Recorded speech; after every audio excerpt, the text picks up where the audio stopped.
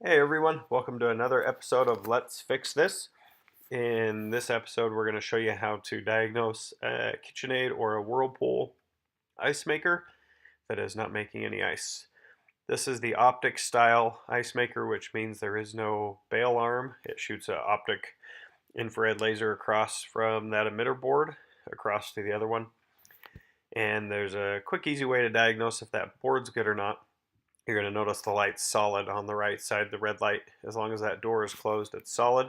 Once that door opens or the flap comes out, it starts blinking, which means the light is blocked. Now, in order to get to the ice maker, we have to remove this cover just by bending one of the tabs over. I had to pull the video away because I needed my second hand. On this style, we got to remove the ice maker, and it is bolted to the metal plate. There's 3/4-inch screws. Other versions of this, there is 1/4-inch screw on the right side, and then a little flap cover comes off. Anyway, once those screws are removed, you can pull the ice maker out. Then you're going to remove the cover of the ice maker. It just snaps right on. Might need a screwdriver to loosen it. Once you get the cover off, there's different holes on this ice maker that allow you to put a jumper wire in. It's hard to see, but there's a T and an H, thermostat to heater, and there's an L to V, which is a line to valve. So right now I've got it in an L and V, which should bypass the ice maker and let it fill with water. However, with the optics board, you cannot bypass the ice maker. You have to bypass the optics board first. The only way to do that is you remove the optics board, 3 Phillips screws, and then you just unplug it.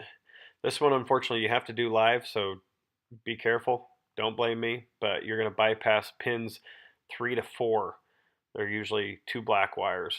So you have to get a really tiny wire to bypass the optics board. And then we're going to go back in and put our wire in the ice maker from L to V, which is line to voltage.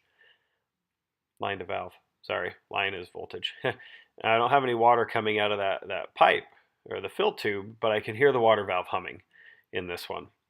So we most likely have a frozen fill tube. I grabbed a Phillips screwdriver. Sorry, I didn't get this part on video, but I just pushed a Phillips screwdriver up into that fill tube, and it's solid, which means it's frozen.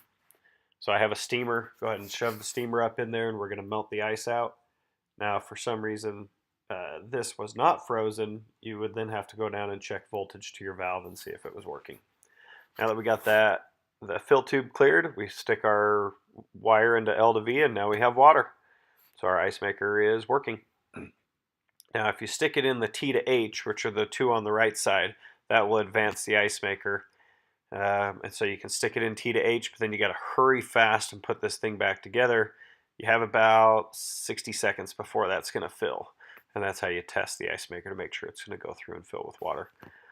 But yeah, putting it back in is just reversing the steps that we did before. Put the ice maker back in, and then put back in the 3/4-inch screws.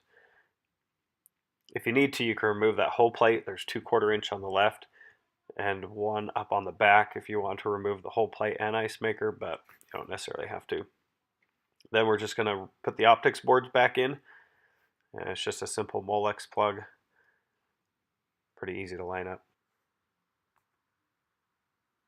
Once you've got that plugged back in, you just set the optics assembly back in, and you're going to reattach it with the 3 Phillips screws.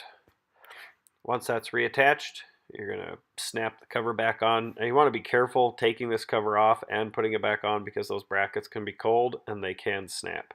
So I'm going to get a close-up here and kind of show you what you have to do, but just make sure you're very careful. Just barely bend that thing over, and then that will snap in place. Thanks for joining. Don't forget to like and subscribe.